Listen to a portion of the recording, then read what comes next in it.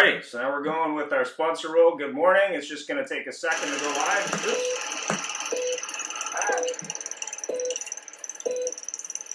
One second.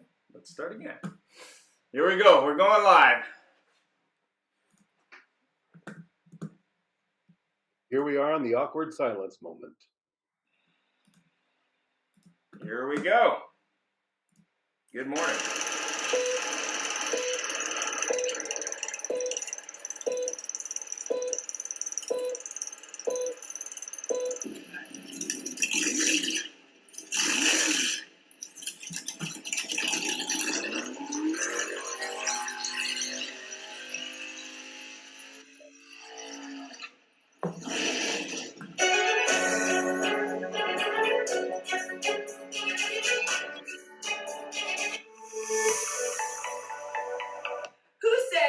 Teach an old dog new tricks.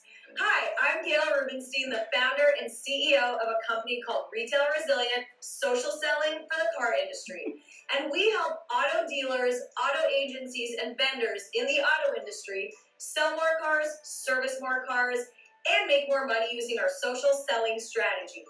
That includes TikTok, Instagram, Facebook, LinkedIn, and anything else you can think of.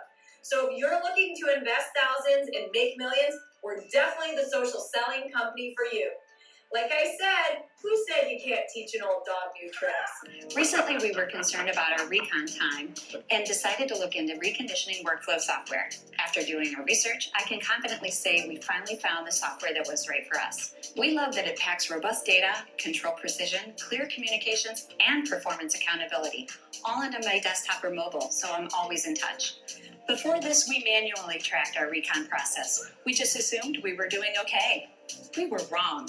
After someone in my 20 group told me he used this software to improve his recon time to sale to just 3 to 5 days, I just had to look into it. Their team of recon experts all have hands-on dealership experience. We all benefit from faster time to line, inventory turns, and competitive advantages. To learn more, visit rapidrecon.com.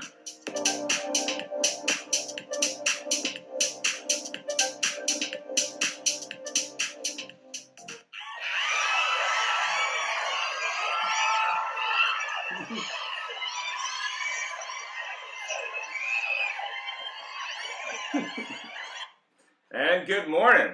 That's our newest sponsor. No video yet. So we're going to slide deck. So thanks very much to all our sponsors. I think everyone can see that. I hope so. Yep.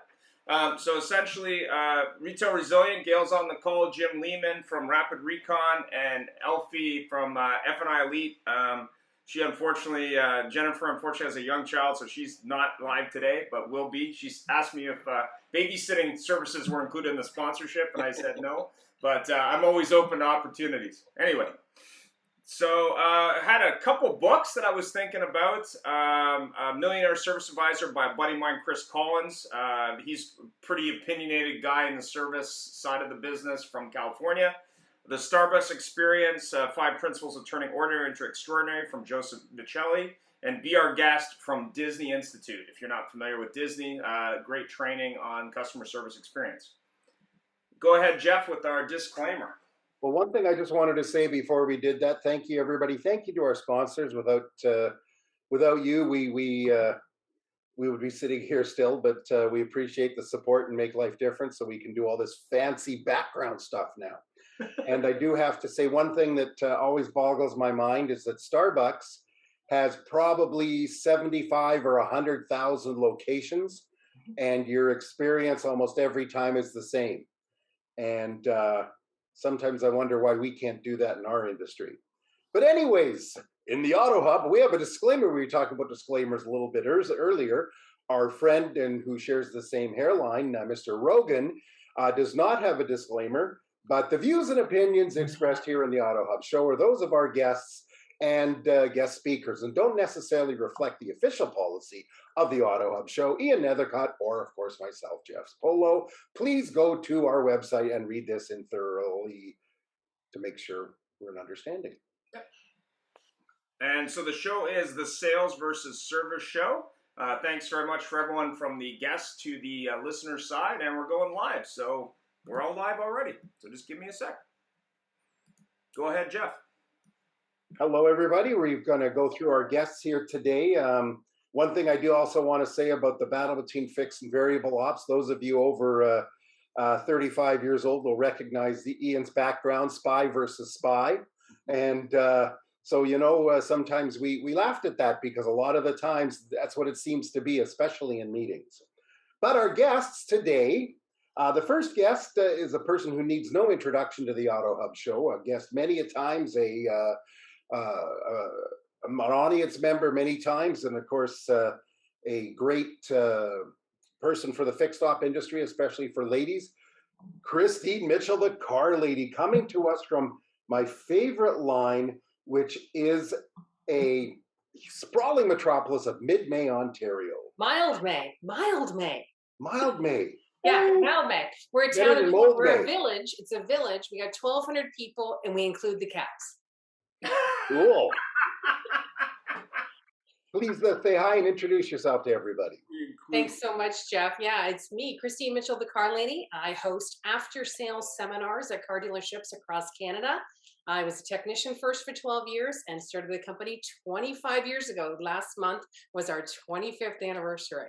I've met thousands of people. I've answered thousands of questions at dealerships to transition people from the sales to the service department. Happy to be here today. Thank you so much.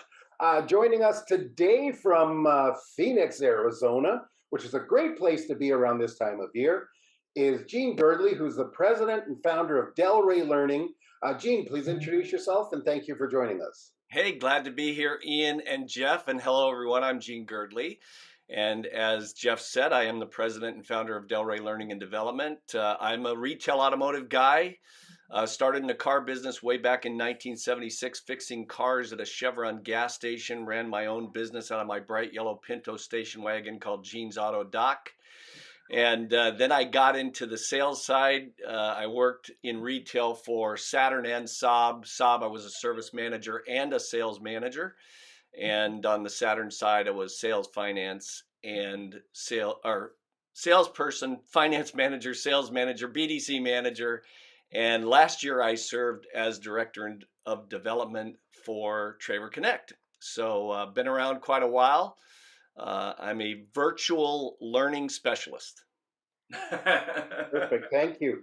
And representing another person on the fixed side is Wolfgang Kohler, who's an automotive after-sales consultant with Firing on All Cylinders Automotive Consulting, author of a great book of the same name. And joining us from Waterloo, Ontario, Wolfgang, say hi. Hi, everybody.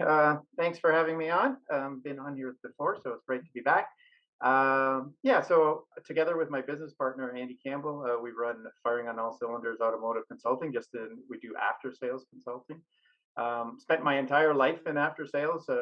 Started off at a BMW dealership and worked my way up through, warranty administrator, service advisor, service manager, fixed ops manager, and then I moved on to Mercedes-Benz, and I worked for them for 12 years. And then I was actually invited to Switzerland to open up a Mercedes-Benz store, which is what's in my background, in Switzerland. And it was the first MAR 2020 concept store for Mercedes-Benz, and I was asked to come over there and develop their after-sales processes there in this new concept.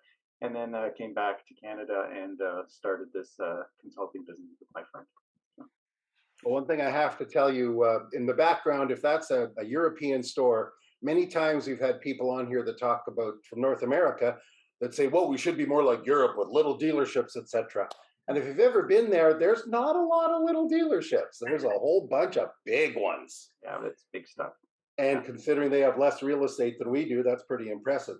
And last but not least, the only person representing the variable ops, so to speak, side is Brett Frederico, is a remarketing manager of Finn in Ponte Vedra Beach, Florida. And thank you so much for taking the time. We appreciate you being here with your beautiful background of the dusty pink walls. I had to pick on you for that. No, Please it's introduce okay, yourself. because I am sitting in my wife's office. Our house is very small, and my office is out in a shed out back. So I am enjoying the nice pink office of my wife while she is out of town.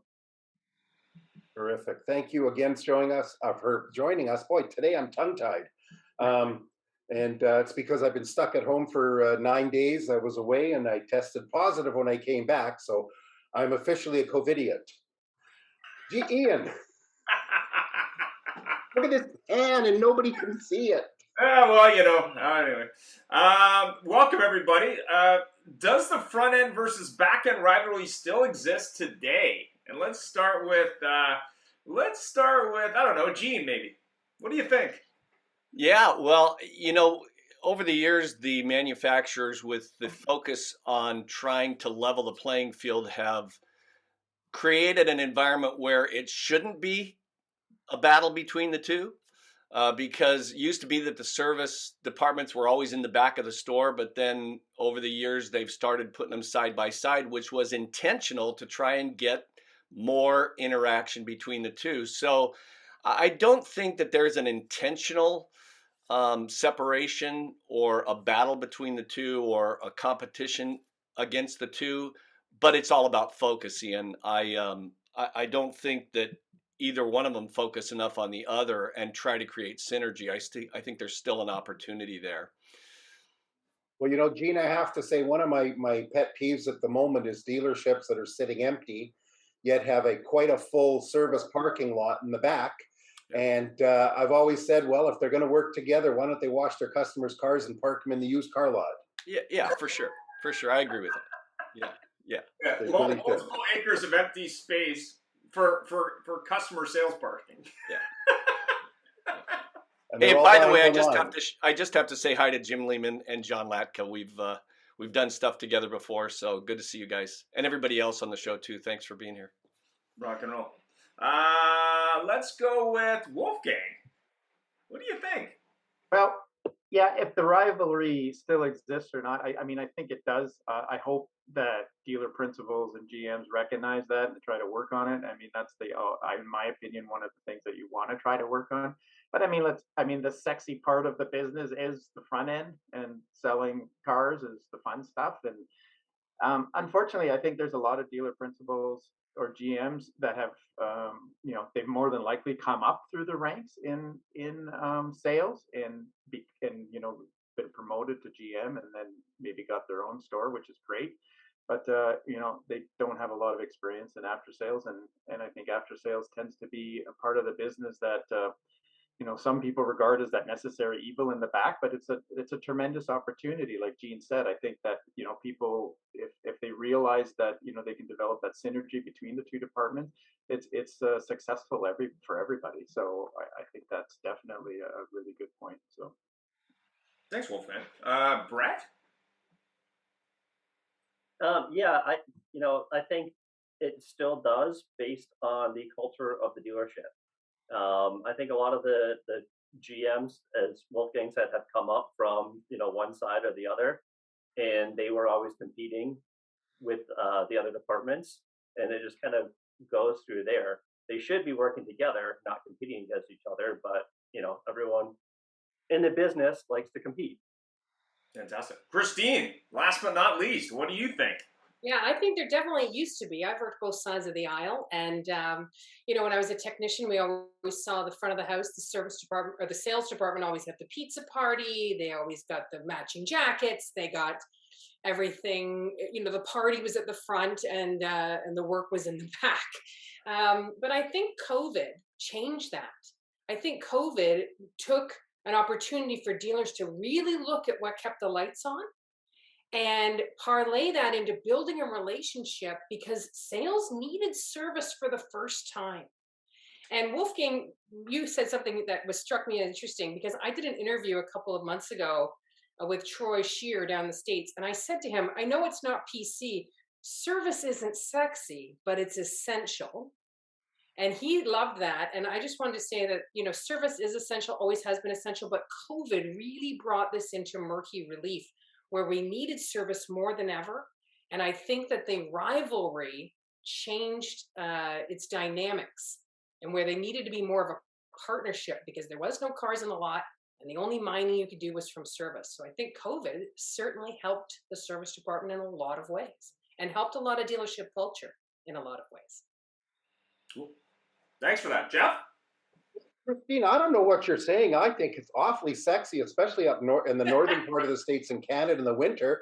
You know, you got a car on the hoist and you're reaching inside to take a wheel off. It's stuck. You look underneath and sludge and mush and sludge. It falls on your head. That's sexy. Yeah, listen, I remember those days. But listen, look at even the marketing that's done at a dealership level, right? And the service department, you got Matthew McConaughey, and the sales department, you got Matthew McConaughey driving around in a Lincoln. Right, all People right, are all right. camping. People are having fun.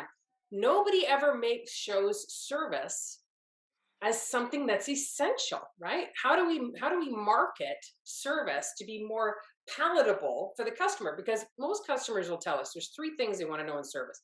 When can I bring it in? How much is it going to cost? When can I get it back?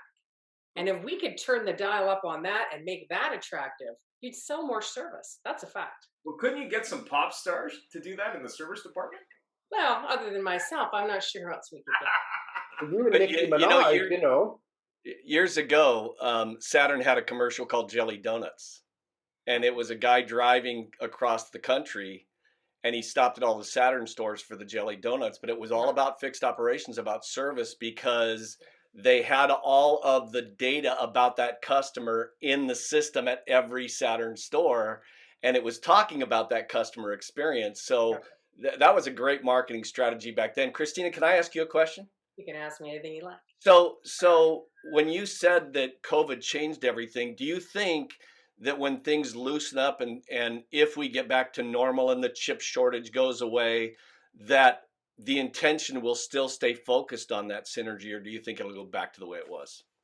I think it's going to stay focused on that synergy. And I think that the dealerships have also found new opportunities from the general manager's office, because it was mentioned in this group, most GMs were brought through the sales ranks. Right. But when GMs were forced to look at their numbers by their owners and their manufacturers, for the first time, we had to talk about detailing, accessories, winter tires. We had to look outside of sales to actually generate revenue and, again, keep those lights on. So I think that the culture has changed in that service department. I don't see it as a rivalry as much as a collaboration now. And that's what I built my company on, right? My whole job is to thank you for your purchase with a seminar and spin you back to service. Yeah, so I hope you're right. It's going to maintain. Yeah, that's great. Thank you. Thank you. Excuse me. One thing I learned, and I spent some time with a Harley dealer, and they take it to a different level, and they actually do something I tried to do when I was running a car dealerships, is get salespeople to walk customers through service, and that's tough. However, this place, when somebody did a deal and they did the bell ring, of course, after that, they'd introduce them to the clothing department, which of course in cars isn't as big a deal, but then took them to service where they introduced them there, set their first appointment, gave them a battery tender. Could you imagine somebody buying a Corvette or a Porsche and getting a free battery tender? Wow. And then walking them through the shop, then over to parts and accessories, because frankly, in the winter, except down south, motorcycles, you got to live on selling accessories and service. But tell me something. As we move through the product shortage and service becomes that much more important, what can fixed ops do to raise their importance on dealership profitability? Because frankly, sales, and I don't know who said it, but the only place for incremental growth right now is in fixed ops. How can they make their profitability higher? And with that, I'm actually going to turn to Wolfgang. Yeah, so it's a great question. And here's in my opinion, this is, sometimes I look at dealerships and they make money despite themselves. So, and I don't mean disrespect by that, but what happens is when we don't have a proper process in place for certain things. So, and we mentioned this earlier, like Starbucks gets it perfect every time, and no matter what store I'm at. So when you look at, what are we doing in the service drive? Are we checking these cars out? Do we check for tires? I mean, most tires are sold by somebody that's, 90% of the tires that are sold in the service department, 90% of tires sold anywhere are sold by a person who first recommended them.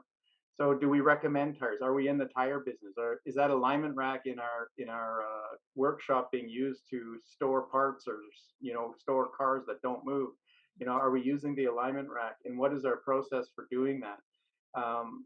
are we selling, often you talk to service advisors and I go through this often, they start selling, mainly oil changes. Well, what is the recommended service from the manufacturer? Why is our hourly hours per RO only like 0.3, 0.5, and we should be up to 2 hours or 2.5? Are our service advisors selling services, and this adds also to the revenue in the service department. So there's many things. I mean, you looked at that video, in that opening video, where there's a service advisor trying to present a bill to somebody. I mean, and they lack the confidence. And the confidence, selling something to a client. Do they know what a maintenance is? Are they confident selling a maintenance? Are they confident selling those services? Are they confident selling what the workshop found? So those are all things that are important. Then in the back end, in the workshop, I look at technicians. I mean, what are we doing with technicians? To me, a technician that comes to a dealership every day and gives us 8 hours is a gift. And we look at that gift that they give us every day. It's up to us as the managers or the service advisors to really take opportunity with that gift. Are they running around? Are they waiting in the parts department? Do we not deliver parts to them? Are we giving bad information on ROs? Do we book service work in and we're not even prepared for the customer? How often, customer makes a service appointment and we all know what's wrong with the car before they even come in. Yet then as soon as we bring the car up on the hoist and the tech goes to the parts department, we tell the customer, well, we have to order the part. We all know what's wrong with this thing. And most of 60% of the stuff that comes in the service department, in the service lane, is predictable, and we know what's wrong with it. So it's all kinds of things that we have to look at our processes. And that goes back to my first statement, is they make money despite themselves. I mean, we do these things, and a lot of these processes should be improved, and it can be improved, and it's quite simply done. But what it does to the bottom line is incredible. Very good point.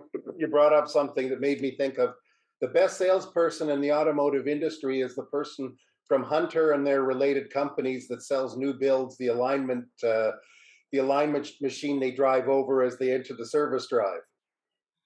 It's very interesting how that happens, but then again, you need your process.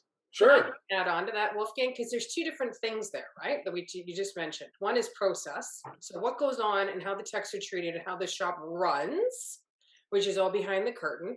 And number two, the customer experience. So when you talk about customer experience, and to your point, like a lot of dealerships made money in spite of themselves, COVID changed that too. Because it took a lot of the processes that Jeff talked about and that my company's taught for years about the after sale experience and turned it into a keys to curb delivery. And so how are those customers going to be educated to now return back to service on a regular basis? So two different things there. One, process when it gets there, and the first part, how do you get them back? So there's two interesting topics there, Wolfgang. Thanks for mentioning that. Yeah, well, that's perfect. What do you think of what I mentioned? Is how does the fixed ops department grow? Because truly, sales departments are becoming more fixed at the moment because they're limited by the inventory because they can't get new and they're paying for used.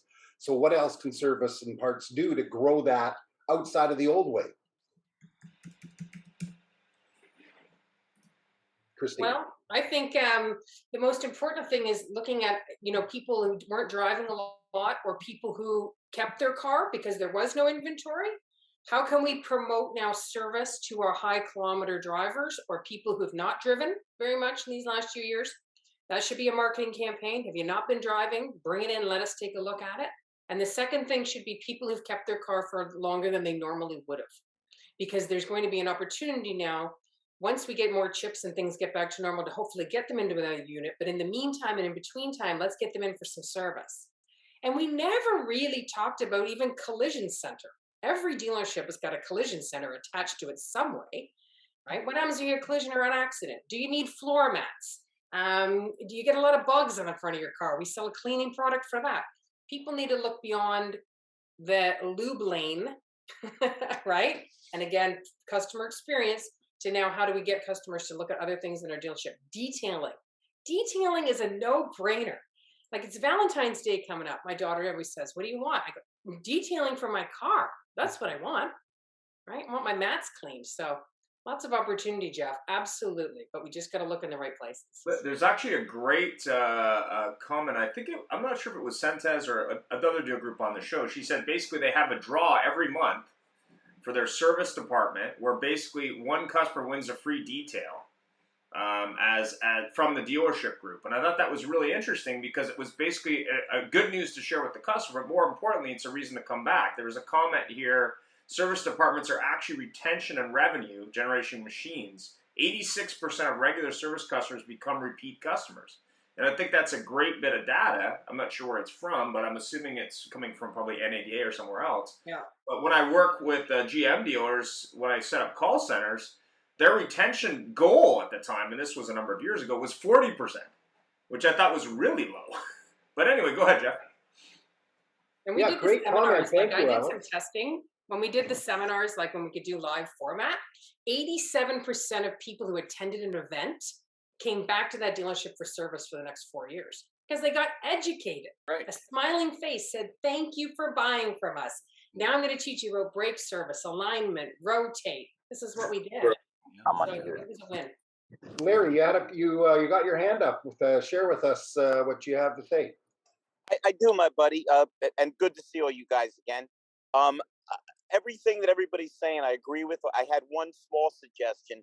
We had like the old war and like those movies with the cattle ranchers and the sheep ranchers with the front and back.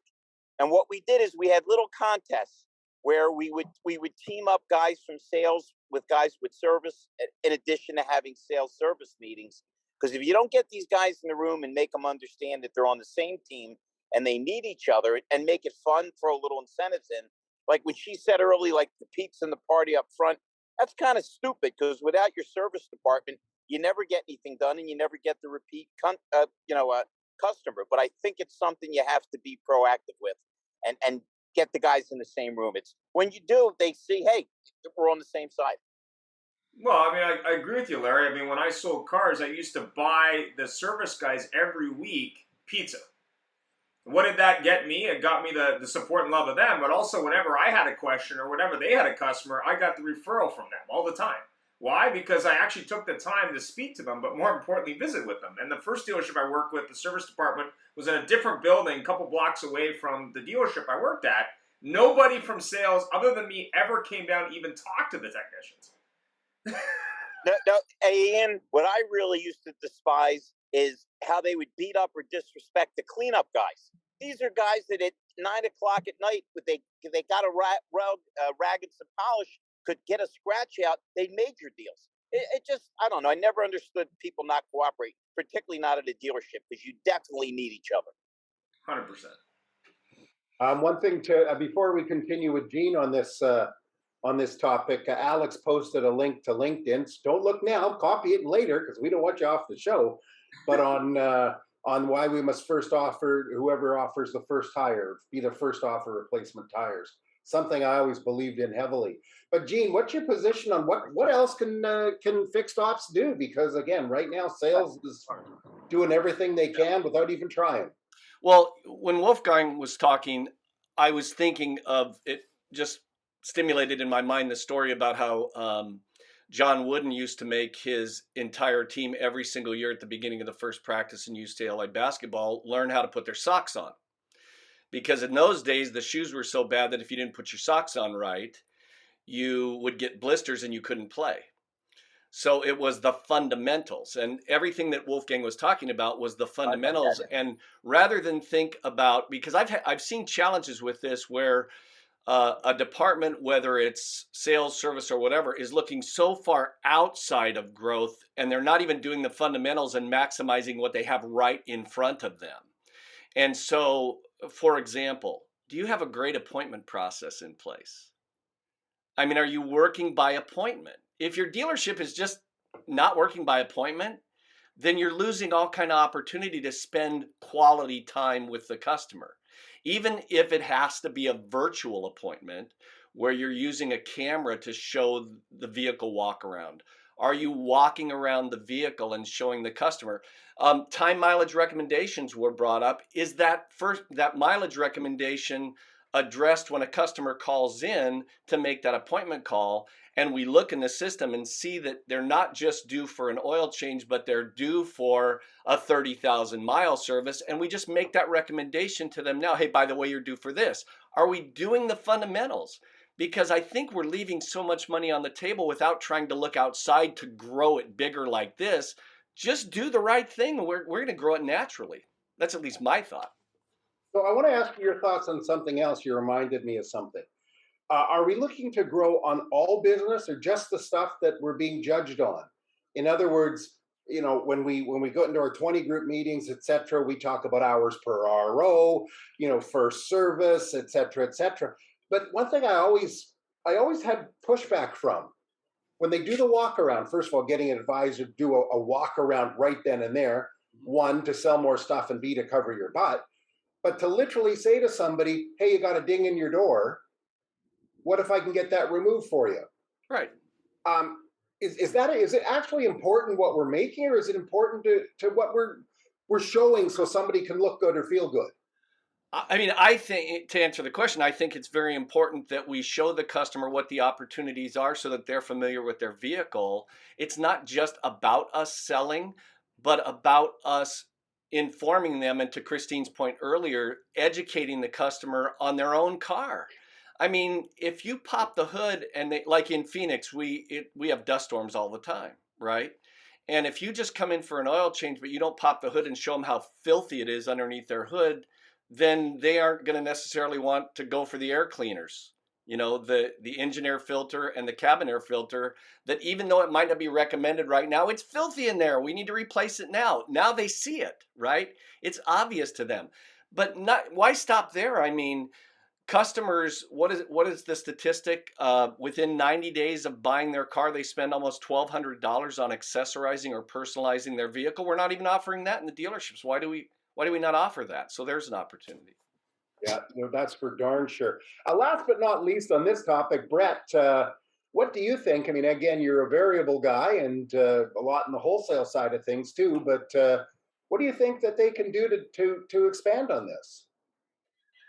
One thing, and I'm going to go with my experience with working with dealerships and using them for personal use, is these service department waiting areas in a lot of the stores are like a junkyard. It's not a pleasant place to be. And so I, don't even want to go there. I will say that there's a dealership in Atlanta, Georgia that I used to visit. It's an import store, and they spent millions of dollars redoing the store and put in heated toilets. My wife looked them up. They're $5,000 a piece because she wanted to put one in her house.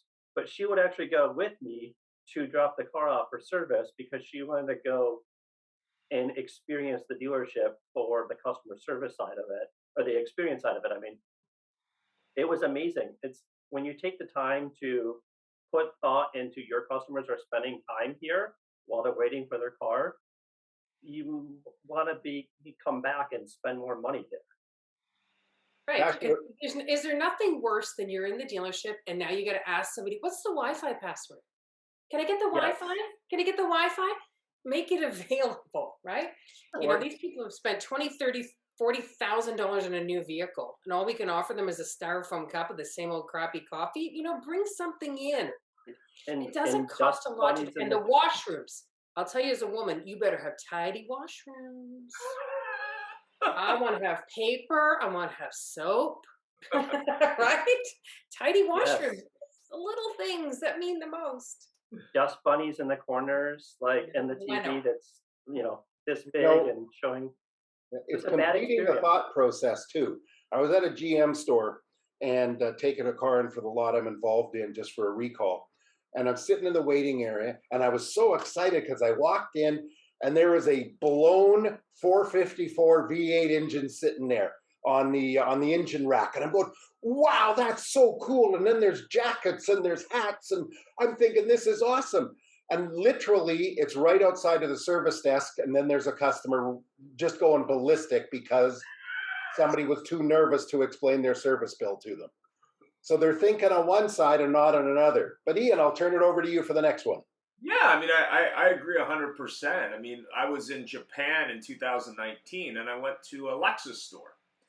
And it was the most unique experience of my life because everybody at the dealership was reverent to the fact that you even showed up. Like, everybody.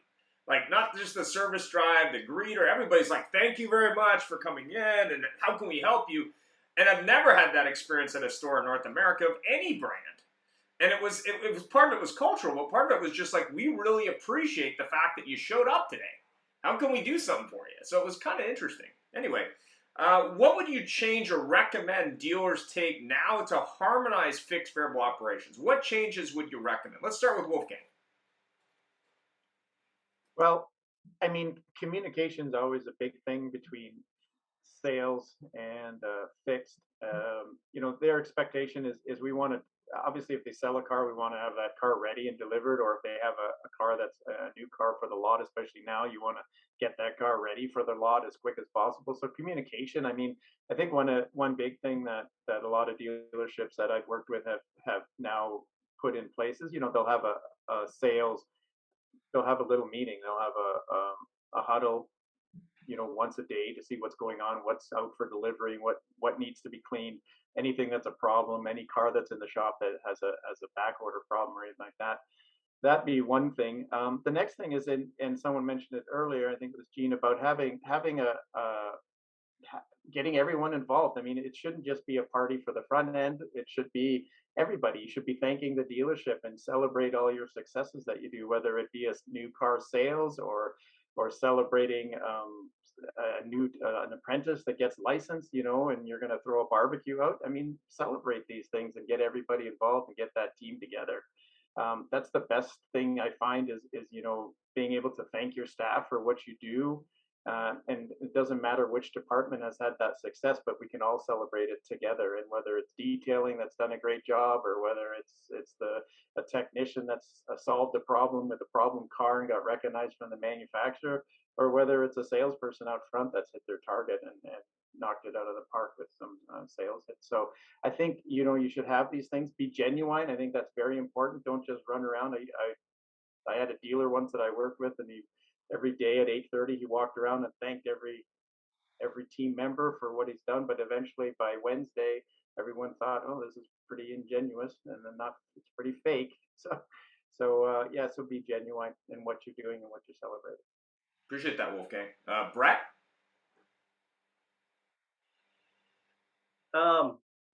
Yeah, sorry. Just had a message come through that I should not be looking at. I think, you know, the departments working together is key. When you have management supporting both sides of the dealership working together, I think everyone's going to win. And as Wolfgang said, celebrate everybody, not just one department. So you mean wrestling belts for the service department? Sure. Christine. Sorry, I see a lot of that on LinkedIn. Wrestling belts for the salespeople. So. Yeah, and you know, I've always wondered. Nobody here is, I don't think, a salesperson. Maybe Super Sue. I see her down there. Hey, Sue. You know, they always cut the tie of the male salesperson, right? What's the female equivalent? You can bring it up. We're not touching that with a 10-foot pole. I was just going to say, do you guys cut ties in the service department? Because I know I still have my tie from sales a long time ago. I don't think they do that in service, and they don't ring the gong, and nobody gets congratulated. Cool. Yeah, what can you do to bring the team together? Well, of course, everybody's going to talk about meetings, cohesiveness, and collaboration, right? But, you know, the sales team is fairly driven by projects, spiffs, contests. Why don't you incentivize your sales team to participate in the service process? For example, the salesperson that gets the most first appointments for the month, the salesperson that recommends the most hires and closes a deal for a month. I mean, you get spiffed on F&I. Why shouldn't you get spiffed in service, right? And I'll go back to it again because I think it's really important is team jackets. Like so many times the sales guys have got the jackets and then the golf shirt. And I know the techs are wearing the coveralls, right, with the logo. But when you leave, there's nothing better than company pride when you leave. At the end of the day, particularly if you've been turning wrench back there, there's no air conditioning, there's no free lunch. Sometimes it's important just to build that sense of community culture and camaraderie. I think you should get an esthetician in it once a week, so do their hands and stuff. Get rid of the all the dry skin. Well, the young guys are all wearing gloves now, so you don't need that. And Sue said lots of luck, love it, but doesn't have a comment on the tie. Yeah. I actually have to mention John Latka brought something up, and he says the dealer should focus on CPR, CPR, communications, processes, and relationships, and synergy. Yeah. Again, I go back to the 3 points, right? When am I taking it in? How much is it going to cost? When am I going to get it back? That's the customer experience you want to build.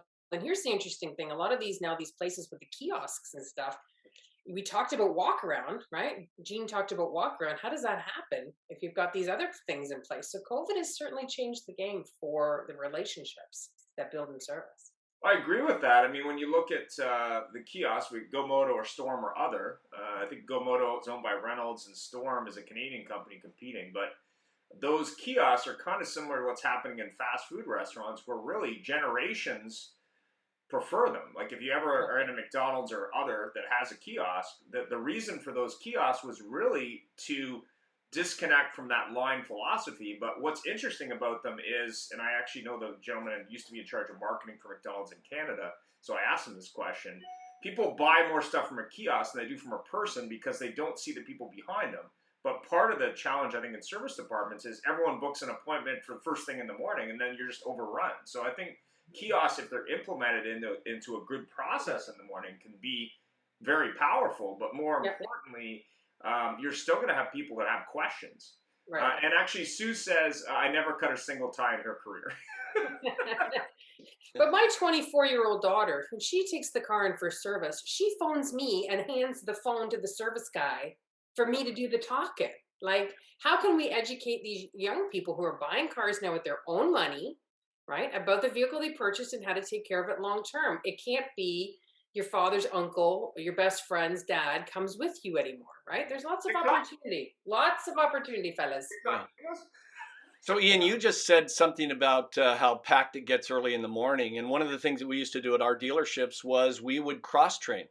So sales team members would work the drive in the morning, first thing when it got so loaded up, and they would learn to just take the basic general information, greet the customer, do the basic info off the car, and then let them know, hey, let's get you into the waiting area and get you a cup of coffee, whatever you need, and then hand it over to a service department team member so that then it would smooth the process a little bit.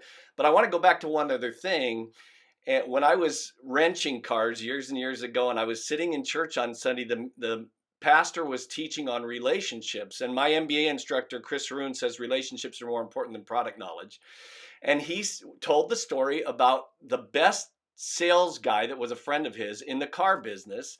And he said, how come you're number one? And he said, because when I greet a customer on the lot, I say, before we start talking about cars, I want to show you around and get to know a little bit about who we are as a dealership. Because quite frankly, it takes only a couple hours to buy a car, but who takes care of you after you buy it is more important than buying the car. Wouldn't you agree? And everybody said yes.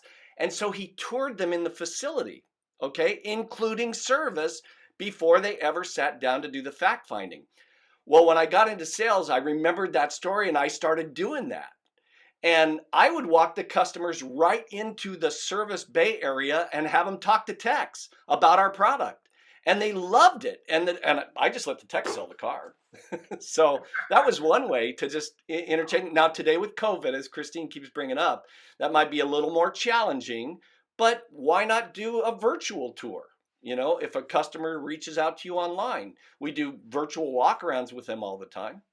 Well, that's a great example. And the one that I learned from a dealership, I think they were in the U.S., is what they had the salesman tour the service department after when they were delivering the car. But after hours, what they had was a paper cutout of that service advisor with cards like in their pocket when they weren't there. So, okay, here's Bob. Yeah. Representation of Bob. Yeah. Their pictures should all be on the internet anyway, right? Shouldn't their staff pictures be there? And if it's closed, they just go to their website. Hey, by the way, here's our website. Here's our service department. That's who you'll be greeting right there, right on the phone here. That's who you'll see when you come in.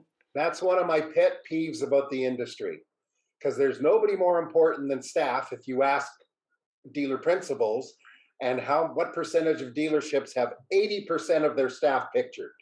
Yeah. Or not a good or consistent picture. Like, why do you not have that? I mean, I think you can take it to the next level and put a video of that service writer or salesperson. I mean, the younger ones are definitely comfortable with video, but even the older ones should be. I mean, video is becoming the way people communicate today. Wolfgang? Yeah, I mean, for sure. I've been to dealerships where they don't put their pictures up and email or contact information till the probationary period's done. So it's just, You're on probation. Yeah, Picture for you. I am curious from Brett. Brett, does your sales team do a service introduction at delivery or? So I actually work for a fleet company now. Oh, okay. I've been on most of the wholesale side of the business, but I have worked with dealerships. When I worked for a dealership many years ago, I used to go into the service department every morning and greet all the customers, because the best way to get a new car sale is to get a trade-in. And if a customer's in there in the service department with a car with an issue, I can probably buy them out of that car. 100%. And most salespeople in the showroom, when someone comes in from service and they ask, what are you here for, service, they turn around and go back to their desk. Yes, instead of actually saying, what's your car in for service for? Oh, you're a service customer? Okay, you're not here. You're not What are you driving today? Jeff? Let me sign you up for an order for 2 years. Just kidding. So I had a question written down here for everybody, but I'm going to change that a little bit. You know, my question was originally, why is there a rivalry? But something I did a long time ago in the 90s with my salespeople, anytime I did a new hire, I actually made them spend a day in every department before they ever even started sales training. Do you think job sharing or job swapping or something is a good idea? And why don't I go with Christine? Oh, I knew you were going to come to me first. I don't think I need to do your job to appreciate your job, but I need to know you as a person, right? Because I think you just, the dealership and service, and it's been mentioned before, the service advisor is the busiest salesperson in the building. I'm not sure they have time to have a shadow all day. The parts guy doesn't have time to have, and I know the techs probably wouldn't want it. I know I wouldn't. But I don't need to know what you do to know who you are, right? So I think to the points that have been mentioned earlier, maybe even just organize a lunch, a coffee break, so that people can meet more than just once a year at the Christmas party, right? We don't need to necessarily work in parts and service to understand the importance of parts and service. And frankly, you might be in the way. So I just think that the relationship with the team members is more important than the actual job itself. So what you're saying is you don't really want a customer to see that your brake replacement was supervised by Charlie in sales. Yeah, I remember I was on this show and I said, don't buy winter tires where you buy frozen shrimp. I'm not sure you want an unqualified person spinning wrench on your vehicle. You mean you shouldn't get your oil done at Mr. Lube? That's what I'm saying. Or the big Costco, Don't buy winter tires where you buy frozen shrimp. I have a comment or question from LinkedIn, ironically from a Tesla supporter. New companies like Tesla do not have that problem because they are built on new foundations. Yes, I have worked at old OEMs, hell with ideas from the 50s. Anyway, I wonder who that is. I don't know. They're a nondescript LinkedIn user. Do they really? So the question is, do they really not have those problems? Well, it's ironic because a buddy of mine worked for a Tesla corporate a couple blocks away from my house. They have a service department, and they actually have expanded that service department recently. And he told me working for them, he no longer works for them. He went back to work for an OEM, I think. but he said it was like working for a startup. And the reality is Tesla has just as many service problems, if not more, because of the fact that really they're trying to reimagine the car business. But I think their big mistake initially, and I guess correct me if I'm wrong here, was they made the mistake of not hiring people who maybe knew how to do it and thinking they could rebuild it. And that caused a whole slew of other problems around the fact that that person who bought a $100,000 Tesla, for example, had maybe an expectation of service that was a little higher than what they were initially doing with people that weren't trained properly. Now, I think that's changed, but it's still, a long wait time for people who own a Tesla to get that car fixed, in some cases months. So I don't know if anyone wants to comment on the service model for Tesla. I know we've had fanboys of Tesla on the show before, but I thought that was an interesting comment. So anyone wants to comment, feel free. Don't all speak at once. No, but that's okay. We'll move on here, and please raise your hand, wave your arms, whatever, because we'd love to hear more about this. Because I know I've met with a few people that own Teslas, and frankly, they're saying it's not a lot different. Yeah. They sit and wait.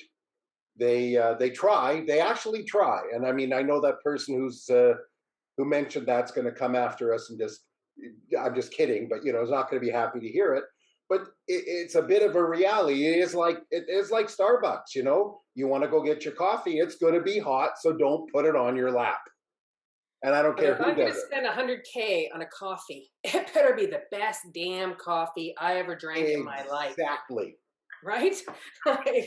But on the good side of the coin is, right now, your $100,000 coffee 3 years ago, today is worth 110. Gene, what's your position on job sharing? Well, we used to have people spend time in every department. They didn't do their job, with the exception of what I described earlier, where they would just take the customer information to kind of alleviate the load. We didn't cross-train them to do the other people's job, but we did have them sit in the other people's department and observe, so that they understood what was going on and what the stresses were, and how really what we were focusing on was, how does what I do in my department, how is it impacted by what they do, or how is what I'm doing impacting what they do? So it was really more of an understanding element. So I like it. I like the idea. Great. And by the way, Russ, man, love you. Had to shout him out.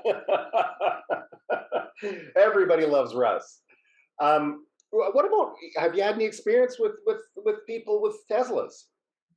Me personally, no, not direct experience working there, but have you heard anything? So no, I haven't. I mean, I was part of the EV1 project way back when with General Motors.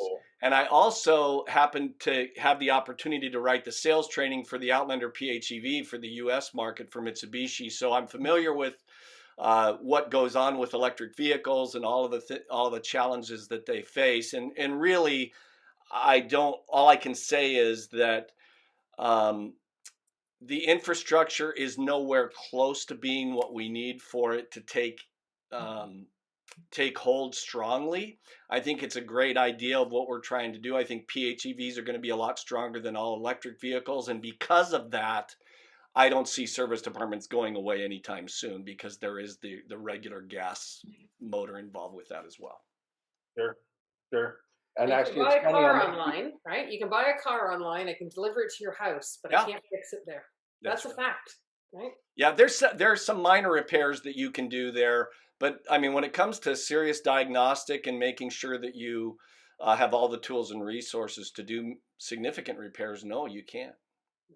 There was a trending comment actually I saw last week from somebody who's very well connected with Teslas, and they were very upset because there was a recall issued on Tesla for something, and I don't remember what it was, so I won't guess. But it was an over-the-air fix. So why should it be called a recall? And they were actually, I like this person a lot, so I don't want to be snide, but they were offended that how dare they put this in the same category as cars, because they are different. And frankly, Gene, you mentioned having been with Saturn and that sort of stuff. I think they're trying to make their customer service way more like Saturn than anything else. Right. And even Jeff, even with what you just mentioned, the over the air update, I mean, that is one thing to think about as we move forward with technology. We have to deal with it all the time on our phones and on our computers, and that is software updates. And I know that Subaru's going through one right now where some of their Skylink connections have to be reset to accommodate 5G. And if you didn't do it by February 1st or something, then you're out of luck. I mean, I don't know all the details, but they were sending in notices to all their customers. Hey, you got to go get this software update. Well, You mean they can't get it through Apple CarPlay? Yeah, I guess not. Well, the other challenge, Jeff, and there was a very interesting article that I read online, I think, or I heard about, I think, through LinkedIn. It's a gentleman talking about electric cars, and I know there's been a lot of, I guess, spin on safety and on other things. But the article was quite interesting because it talked about two areas with electric cars that no one's talked about. Number one, the weight of them. They're about 1,000 pounds on average heavier than their gas counterparts. And number two, the wear and tear on the roads they're on, but also the wear and tear on tires and brakes on an electric car, because that battery, whether it's discharged or charged, doesn't reduce in terms of weight, and also preferential treatment from crash testing, because if you happen to be in a car that's 1,000 pounds heavier than what you're hitting, you're safer. And that's a physics argument, it's not a design argument. And I think that there's a lot of misinformation, specifically in the electric car area, from some electric car makers, I won't name any names, on our cars are superior. The reality is it's still a vehicle. Anyway, go ahead, Jeff. Yeah. Well, Wolfgang actually just made a comment there, and he's my next person I'm going to ask in this opinion. So actually his comment was to just post about them. One thing I do want to say to our audience is we work very hard to make sure we get people that are top of their fields on the Auto Hub Show, and they know their stuff. And if there's their products or their services, please reach out to them, because we can tell you this, that they are the top of the field, and they can certainly help you out. And we won't even ask for a royalty. So Wolfgang, ask what's your opinion on getting fixed ops people to spend some time, walk a mile in their shoes, hang around salespeople, vice versa in the back end. Well, I mean, one of the things, and Gene touched on it before, what he's done, and I strongly believe that is our onboarding process with dealerships is less than ideal as what I've run into. We love to hire a new person, and I mean, when speaking, because I've made this mistake as a manager at Mercedes. You hire a person that's so excited to start working at a Mercedes-Benz store, and their first day there, we stick them in a computer and they do some safety training for 2 days. I mean, they go home and they talk to their significant others, and what a drain on how was your first day, honey? And oh, I did safety training on a computer for 2 days. So basically, we changed that approach, and this is what we teach now, is also, hey, get them excited. They're excited to be there about the product. I mean, we're the car business. Get them on a car, get them to try out our product, and that would be the first thing I would say. But then the next thing I would get them, I have all my managers then talk to a new hire. So if it's a new service advisor, they're going to spend time with the new car sales manager. What is our process? How do we sell a car around here? What are we all about? And the parts manager, and a salesperson is going to experience the same thing. They're going to meet with a technician in the back and see, this is what's involved. This is what we do back here, and have some respect for, what happens in the back in the workshop. But, even as simple as a parts process, how do we order parts? Where does it come from? How fast can we get these things? So a salesperson understands those types of things. So absolutely, I think that onboarding process should be some excitement for what the product is and what you've just joined, to make sure that they've made that they feel good about the right decision they made to join that dealership. But also, get to know the staff in each department, what happens, be it a salesperson coming in after sales, or be it someone in after sales spending some time with the sales manager. I think it's vitally important. So that's a great point, and it's very funny. We always like to talk about this. We bring this up and we say our onboarding and how we treat our people and everything else. And whenever we have an HR show or a staff-related show, we have very, very low viewership listening stats. And it's phenomenal how, you scan through LinkedIn every day and you see what I do here is I hire the best people and I get the heck out of their way. And then we hire somebody, and that's the first thing we do is get the heck out of their way and stick them in a room in front of a computer or a TV and say, learn. So it's a very, very interesting point. Ian. Well, we're out of time, Jeff, so I wanted to see if anyone had any final thoughts in sensitiveness to time. So go ahead, Jeff. I just want to say thank you, everybody, and nice meeting everybody here. It was a pleasure to be on. Yeah, thank you. It was great. I really enjoyed this hour. So thank you for inviting me. Thanks, Ian. Thanks, Jeff. Always great to be here. Well, we like to have people aboard. And one thing I'm starting to do at the end of the show, I just want to remind everybody. So our guests today were Christine Mitchell, the Car Lady Canada, but I'm sure she won't turn anybody down in the United States of America or Europe. We have European listeners. And Christine, again, just look her up online. She's put in the chat her contact information. We have Gene Girdley, the president and founder of Delray Learning. And same thing, he's got his book up there. Ian, remember the book so we can promote that next time. Yep. Brett Federico, of the remarketing manager of Finn, and who is a fleet company. And I guess you can't reach out to him, but if you do need fleet stuff, contact Brett. And Wolfgang Kohler of automotive after sales consultant of firing on all cylinders. And the only question I would have for Wolfgang in parting is what happens when the electric cars come out? Do you call that as running on more brushes? Yeah. Good point. Thank you all for joining us. We greatly appreciate you taking the time. Thanks to our listeners. You keep us going. And of course, thanks to our sponsors, which keep our smiling faces on there. And please look them up because frankly, they don't sponsor us because we're just so good looking. They might be. Me, I don't know. Thank you all. Hey, Ross. One more.